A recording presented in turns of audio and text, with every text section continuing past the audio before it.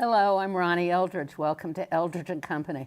I've been struck by the fact that while the president threatens us daily with restrictions limiting our opportunities and our rights, New Yorkers are seeing unprecedented expansion of our rights in this state. The New York Civil Liberties Union is responsible for much of this. Donna Lieberman, its executive director, is my guest, and I'm so delighted that you're here. I'm delighted to be here, Ronnie. So we have this new state legislature, the new state Senate. And I don't know, because you weren't the only person pushing for abortion reform, but I immediately thought of you. Well, we've been in this one together for a long time. Yeah. And this is really, so long overdue and so important to women in New York and nationally. And what the Reproductive Health Act does is remove abortion from the state's penal code, where it never belonged. That's the key, isn't it? Yes, absolutely, and puts it into, of all places, the public health law. And it treats abortion as the health care that it is, eliminating many of the constraints on access to abortion that have hobbled women and their providers for decades. So competent medical providers who are trained to provide abortion, and abortion, remember, can be pills, the safest, easiest, simplest surgery in the world, safer than a shot of penicillin, or more complicated. Those who are trained to do, medication and simple procedures can now do it. So it's really important, and it's important nationally. As the Trump regime, the misogynist in chief is attacking, women's right to get an abortion. You're killing babies. Right. As the national attack continues and the threat to Roe v. Wade is real and realer, New York is standing up for women and saying, women welcome here. So we can be safe for women in New York and also a haven for women all over the country. So that feels really, really good. It's been a long time coming. I guess I have a special interest in it because I worked for John Lindsay. I was special assistant to the mayor in 1970, when all of a sudden, through a whole series of political maneuvers, New York State made abortions legal. That's right. And it was before Roe v. Wade. That's right. But it stayed that way. It Yes. was restrictive. And it was such an interesting time. And it was just they had introduced, our liberal legislators had introduced it in the Assembly for years, and it would pass and then not get past the Senate. Yeah, so the thing about, the state legislature is that this artificial, politically gerrymandered Republican control of the state Senate meant that really you couldn't get any progressive legislation through unless it was horse traded, with the blessing of the governor. And I mean, literally, back with the Women's Equality Act, 5 years ago, we thought codifying Roe v. Wade, that's the slam dunk. Yeah. And as it turned out, there were a couple of Republican state senators who claimed to be pro-choice, but none of them would put it on the agenda, allow it to get to a vote. None of them would vote in favor of it. And so what we learned, really sadly at that time, was that there was no such thing as a pro-choice Republican. When I first got into the reproductive rights movement, back in the late 80s, there was a group called Republicans for Choice. Right. I think they could meet in a phone booth now. Right. Well, before the 1970, there was a group called, I think, Concerned Clergy for Women's Reproductive. Yeah. And it was basically an underground operation. Absolutely. With ministers and rabbis. Howard Moody. Howard Moody from Judson Memorial Church. He was the New York person, but it was national. That's right. And they did this because they had people in their congregations that really needed a service. Yes. And they realized what it was. So it was very interesting. And then I remember I introduced Howard Moody to the people at the Hospital Corporation so they could know how they did the referrals and everything. Yeah. So interesting. Yeah. And it was interesting in the legislature, and I think it was Assemblyman Michaels, a Democratic assemblyman from upstate, who was pro-choice, but followed his party, his county leader or what, and voted no on the first round of votes. And when it became tied, he stood up and said, "I know this will be the end of my career, but what's the point of running for public office if you can't vote the right way?" And he lost, but he did it. So If only. if only we had that courage, right? Yeah. All right. Yeah. So what else passed in the first? Well,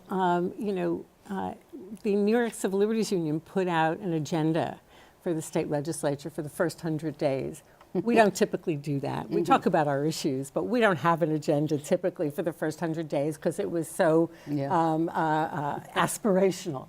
But our agenda included, in addition to the Reproductive Health Act, passing gender, including gender identity in the state human rights law. It included voting rights, early voting, electronic poll books, no excuse absentee voting, and some of that got passed in the first week of session. And wow.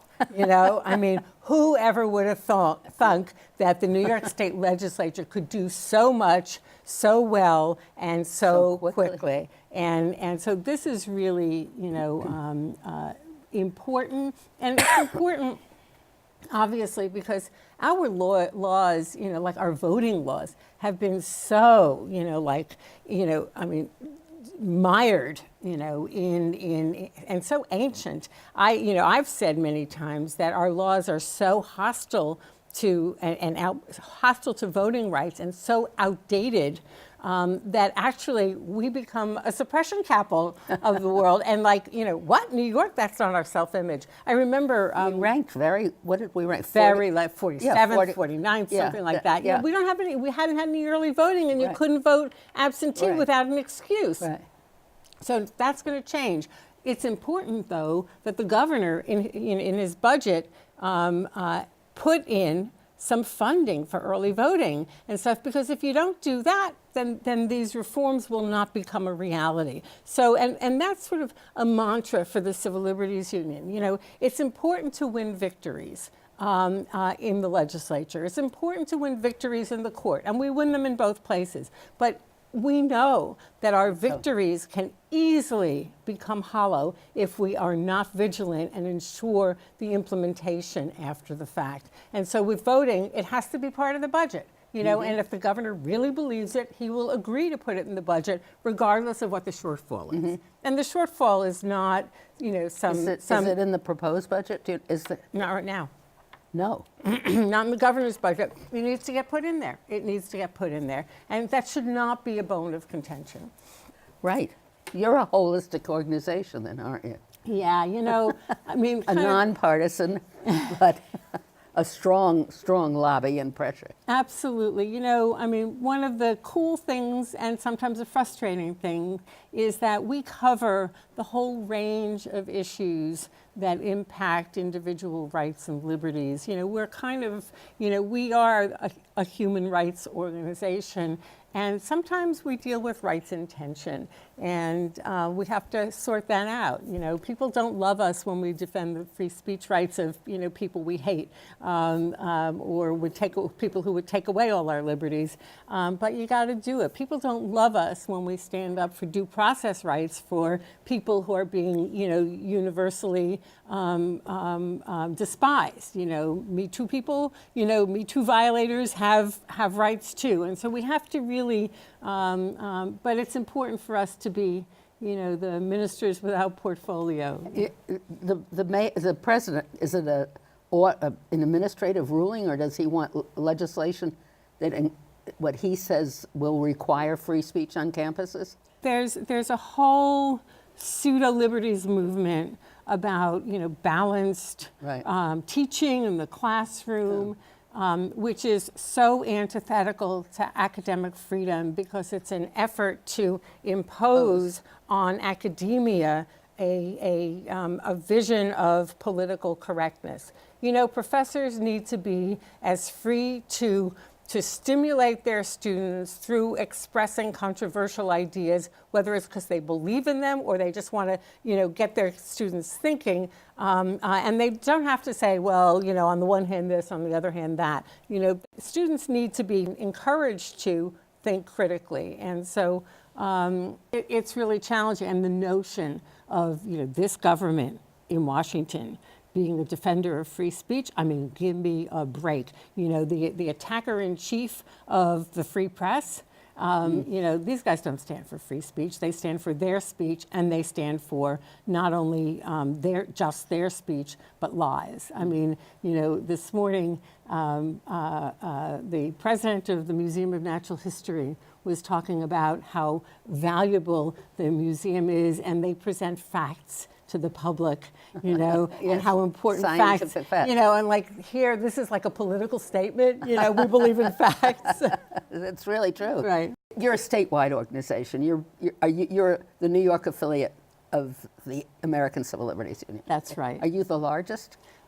We, in California? Us and the Californias. And they you have know, two. They have three, actually. three. So put California together, and they're a lot larger than New York. Yeah. But you know, we have over 250,000 people on our e-activist list. You know, slightly less who are actual members and supporters. You know, one of the things that happened around the Muslim ban, around the crisis at the border, is people all over the country realized, you know, and this is like we call the Trump bump, you know, that people realize that it's everybody's individual responsibility. If you believe in democracy, then you damn well better support the organizations that are fighting for our freedoms. And so people have flocked to the ACLU, and it's so important because, you know, we're not government funded. You know, we're funded by the people. We are a reflection of how strong and deep the support among the people is to fight for our democracy. And without it, we would be in more trouble at the border. Right? Oh man, you know, I mean, what the ACLU has done at the border, Yeah. exposing and, you know, the unthinkable, and also standing up for the kids and the parents is just like, I am so proud of that. Yeah, actually. it's really wonderful. Yeah. Now, you participate sometimes with other, on federal issues. Oh yeah, Yeah. yeah. And of course you are in federal court. Yes, Yeah. yes. But so what Trump thing have you been part of? Well, we have, you know, You did we have immigration? half a dozen lawsuits against the Trump regime, and I like to call them the Trump regime because they feel so much like a regime, not an administration. Right, absolutely. That's a good point. And we have sued them on a number of occasions to protect the rights of immigrants, whether it's kids who are subject to, you know, long-time detention as the Trump regime diddles with their ability to get released into families that want them, that are prepared to care for them, and they traumatize them. They arrest people for alleged gang involvement, which is so bogus. We have one client who was accused of being a gang member. This an unaccompanied minor who is eligible for a green card. He was accused of being a gang member because he allegedly had a gang tattoo on his body. Guess what? They held him for months and months and months, right? He has no gang tattoo on his body, and they knew it, you know? And so it's stuff like this, you know, these bogus fear-mongering attacks on people who have escaped incredible trauma to come here for just a decent life, only to be traumatized again. You know, so I'm proud that we, you know, represented LVM in a class action lawsuit, you know, and others like him. We represent a number of people who are detained up in Batavia who never even get to see a judge to have a bond hearing. You know, we have a whole regime of detention of people who are accused of being here illegally not accused of criminal behavior even. You know, and it's not the same as the criminal system. So your rights aren't as robust as if you were accused of a crime, but you can be held in prison can be indefinite. for long, long periods of time. And this bogus distinction between crimes and civil detention is resulting in the United States being, you know, the prison capital of the world. And even as there has been an enormous move, you know, domestically, as it were, to end mass incarceration, recognizing, you know, the devastation and the harms and the racism of mass detention policies, and we could get into broken windows policing and Giuliani, blah, blah, blah. But at the same time, we have moved towards, you know, mass incarceration of immigrants, you know, whose only crime, non-crime, is to be here. You know, and it's just mind-boggling. So we have a number of class actions against the Trump regime, and we're fighting them. We're also fighting the census. You know, I mean, right, that's a big. Yeah. We support a fair census. The census is essential. It's essential to fair political representation. It's essential to a fair distribution of services. And what they have done is bypass the whole administrative process for figuring out what questions ought to be asked on the census. And they put in, right, a question, are you a citizen, right? And the reason for that is to intimidate immigrants and to intimidate people who aren't immigrants but who are Latino from narrow filling it a out. voting constituency. To so obvious, right? It's so obvious, and you know that case is in court as well. Yeah, and then you recently won a local case about the Civilian Review Board. The amazing thing, and you know, it just goes to show you how you have progressive administrations, and like you know. You can't take them at their word. You know, under the de Blasio administration, the NYPD has become even more opaque, you know, more in the shadows than ever before with regard to the records of police discipline. And the de Blasio administration, you know, kind of pulled out of the air this notion that there's a state law, 50A, that prohibits the disclosure of police discipline records, even when there is a public hearing on police discipline, you know, in the administrative law. So you can't, they don't divulge the results. That's right, and they used to, and they don't, thanks to our progressive mayor, who claims the law just doesn't authorize it and we have to change the law. I defy you to identify a single thing that the de Blasio administration has done to reverse 50A, to reform it so that it's absolutely clear. We think it's clear anyway, but they haven't done anything for it, just postured. So that's like an example of how, you know, like we have to sort of like look beneath the labels and hold our progressive leaders accountable to be true progressives, and part of that is a commitment to open government. It's how do you ever relax? You know, that's a good question. The farm workers, are they undocumented by large part, or can they no longer get through to be? Some have papers to be here legally, and some don't. And you know, we have a lawsuit challenging the exclusion of farm workers from the protections of the state labor law. What's the justification for that? So, you know, the justification for that, our state constitution is pretty clear that all workers have the right to organize. State law is not so clear. We argue in court that the state law violates the state constitution.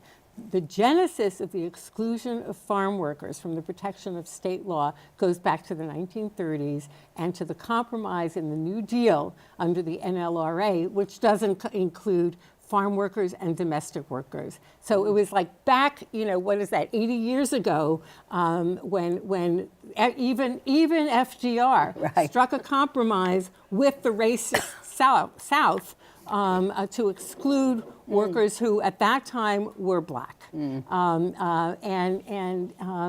know, ostensibly the governor agrees with us in our lawsuit. The Attorney General's position is in agreement with ours. There's this group called the Farm Bureau, which is very powerful and is scaring people into thinking, oh, if you allow them to organize, you're going to destroy the agriculture industry, which is baloney.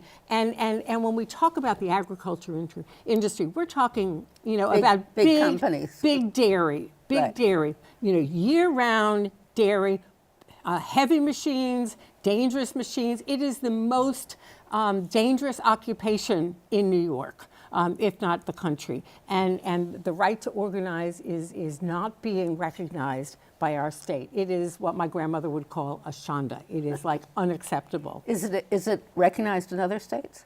California. That was the farm worker, right? Yeah. So that shows us that we have to pressure almost for everything, right? Absolutely. If you didn't have an enlivened base, would you be able to do most of the stuff that you were doing? Well, for years we were so effective with litigation and primarily litigation. And for years we were able also to present a civil liberties analysis and to have an ear, a welcoming ear in some parts of Albany. That's no longer enough, and we've had to really expand, the tools that we use. So we now have a field department. Our chapters, are in 8 offices around the state, and so we mobilize our members to write an email and visit, legislators across the state and up and down the chain. We try to complement our litigation with our advocacy efforts. We have a strong policy unit headed by a lawyer who comes to us from the ACLU. We just hired her first day is this week. Lourdes Rosado, who is our new program director. So integrating our program so that it can be as robust as possible and strategic is really, really important. And we also try to in strategic ways inject a civil liberties analysis into the political campaigns that are going on. We'll never endorse a candidate, but to help voters identify, the issues of civil liberties that matter. So if you're running for DA, it matters what your position is on bail and bench warrants and prosecuting and how you prosecute low-level offenses. We're being more strategic than ever, and I think we're being pretty effective, and that feels good. Right. Yeah. What are the other items on your agenda? So another big item for us is access to education. We thought that we had made an enormous amount of progress here in New York with our, once again, progressive mayor committed to, ensuring access to the schools and saying things about how police in schools were harmful. But in fact, while the numbers are down in terms of school arrests and school suspensions, that's true, the infrastructure that put cops in our schools, and put school discipline, into the hands of police has not changed, and they have dragged their feet. We signed up for this leadership team with the mayor, and really, it did not accomplish what it's supposed to. So the mayor and the city needs to come to grips with the fact that the role of police in schools should be little to none, and that educators need to run the school system. And in addition to that, what we see on a statewide level is that funding for school safety is has been in some cases diverted into facial recognition technology. Unproven, ineffective, and so dangerous to the well-being of kids. They don't even know what they're in for, in school districts like Lockport, where they've adopted facial recognition, which does not promise any safety, right? But threatens to put kids in a database and put people, into police databases for what? Going to school, going to see your kid in school. It's dangerous for immigrants. It's dangerous for all people. The inaccuracy in it is even, compounds the problem. And, schools need to be safe. They need to be safe and welcoming and nurturing for kids. Ugh, are they? Yeah. And with the Trump regime in Washington, being dedicated in the person of Betsy DeVos to privatizing education, to eliminating our system of public education, and turning it over, and turning government funding over to Christian schools, we have our hands full. And one of the things that the NYCLU wants to accomplish here in Albany to protect New Yorkers is like a little fix to the state human rights law.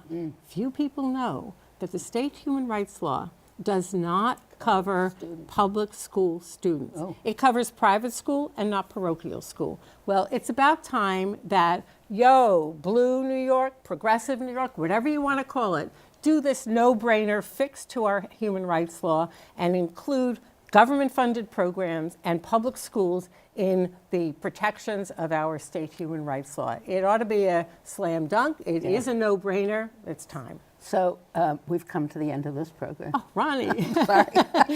People should go to your website. Yes. They should see it, read it, understand it, respond, and carry on your mission. And thank you so much, Donna Lieberman. Thank you, Ronnie.